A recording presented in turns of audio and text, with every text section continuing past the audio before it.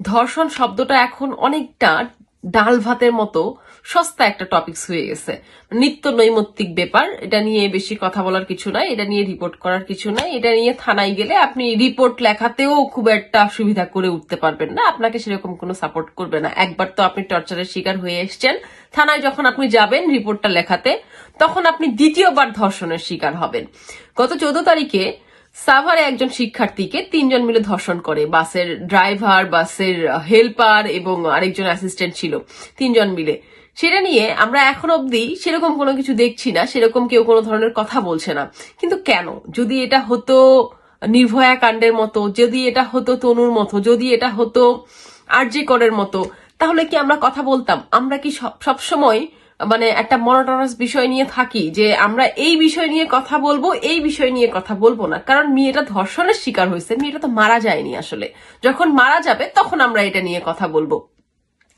যদি আমরা মারা যাওয়ার পরেও কথা বলি, সেই কথা বলে কি আমরা এখন অব্দি কোনো কিছু করতে পেরেছি? এখন অব্দি কি কিছু হয়েছে?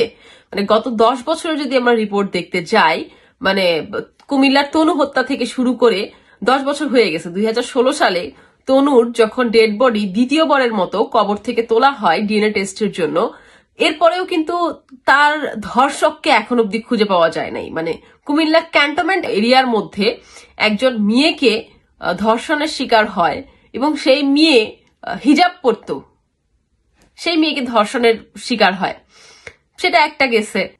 ফেনীর সোনাগাজীতে নুসরাত হত্যা, সেখানে বলা হয় যে তাদেরকে মৃত্যুদণ্ড দেওয়া হয়েছে, মৃত্যুদণ্ড কার্যকর, এরকম কোনো নিউজ কিন্তু আমরা এখনো পাইনি। যদি আমরা দেখি সিলেটের এমসি কলেজ, একজন নারীকে তার হাজবেন্ডের সামনে ধর্ষণ করা হয় এবং এটা করে হচ্ছে ছাত্রলীগের ছেলেরা।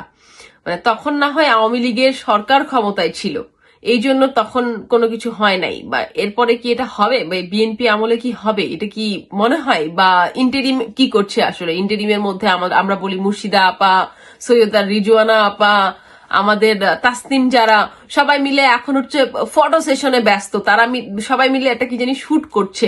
মানে এটা নিয়ে ফলো আপ হচ্ছে, এটা নিয়ে নিউজ হচ্ছে।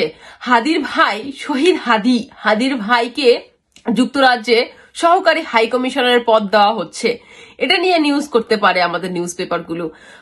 চিটাগাঙে ইনকিলাব মঞ্চ বলছে যে আমরা হচ্ছে চিটাগাংকে বাংলাদেশ থেকে বিভক্ত করে দিব, সেটা নিয়েও আমরা নিউজ করতে পারি। কিন্তু আমরা শুধু নিউজ করতে পারি না মেয়েদের কোনো বিষয় নিয়ে। মেয়ে মানেই তো আরে মেয়ের ভেজায় না, ওটা তো হচ্ছে ছেলেদেরই পৈতৃক সম্পত্তি। যখন খুশি তখন যাকে খুশি তাকে তুইলা নিয়ে আসো, ধর্ষণ করো, এরপরে যদি মনে হয় যে তাকে জীবিত রাখবো, ছেড়ে দিব, করুণা হয় তো ছেড়ে দিলাম, আর নাইলে মনে হলো যে চলো মাইরা ফেলি, শেষ, কাইটা দিলাম।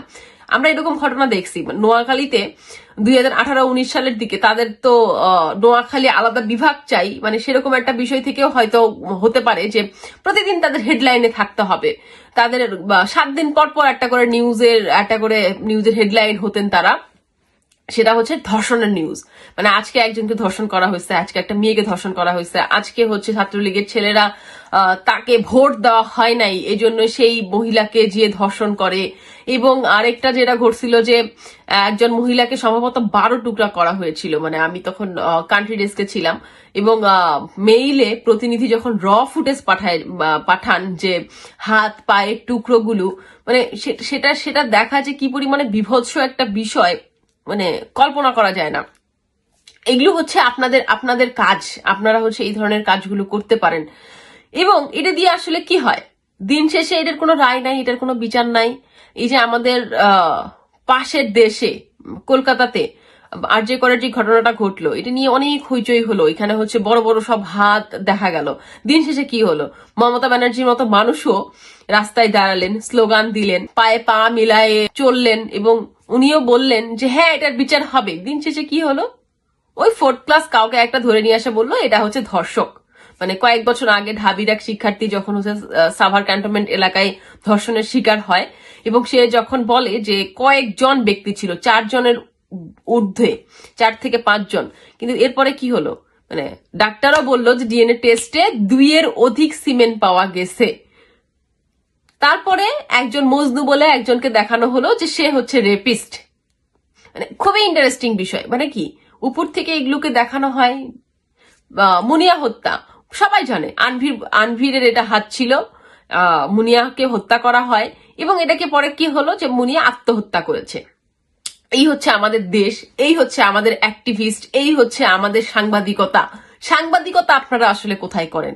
মানে পুলিশ না হয় তার থানাকে ভালো রাখার জন্য সে করছে না, রিপোর্টটা নিচ্ছে না, দেখানোর জন্য যে আমার থানায় দেখেন আমার এলাকায় কোনো মার্ডার হয় না, আমার এলাকায় কোনো রেপ হয় না, সো আমি হচ্ছে ক্লিন। তারা ক্লিন চিট দেওয়ার জন্য করতেছে।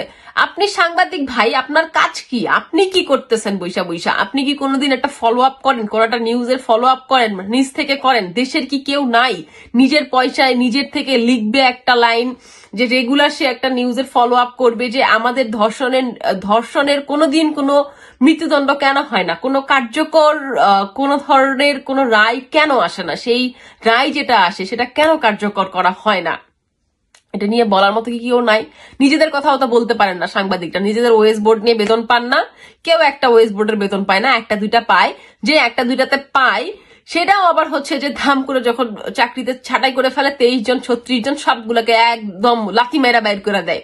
মানে নিজেরাও রাস্তায় দাঁড়ায় তখন বলতে পারেন না যে ভাই আমারে না দিছে ওয়েস বোর্ডের টাকা, না দিছে আমারে হচ্ছে বেতন, না আমার হচ্ছে চাকরি থাকতেছে, না আমার চাকরির কোনো ওয়ারেন্টি গ্যারান্টি আছে, আমার মনে হইলো লাথি মেরা বাইর করে দিল এবং লাস্ট মান্থের হচ্ছে কোনো টাকা দেয় না। মানে এই ঘটনা আমার সাথেও ঘুরে আসছে। আমার লাস্ট অফিস আমাকে যে টাকাটা দেয় নাই, আমি এখনো সুন্দর করে বলছি ভাই অ্যাকাউন্টে টাকাটা দিয়ে দিলে খুব ভালো, নাইলে যে কোনো সময় যেয়ে মানে যে কোনো কিছু করে ফেলতে পারি। যাই হোক, মাফ করবো না, টাকা কখনো মাফ করার নাই। মূল কথায় আসি আমরা। আপনারা সম্ভব হলে নিউজগুলো করেন, নিউজগুলো ফলো আপ করেন যদি সাংবাদিকতা করেন, মানে করতে চান। আর নাইলে আপনারা নিজেদের সাংবাদিক পরিচয় দিয়েন না, বলেন যে আমরা হচ্ছে কর্পোরেট এমপ্লয়ি, কাজ কইরা খাই।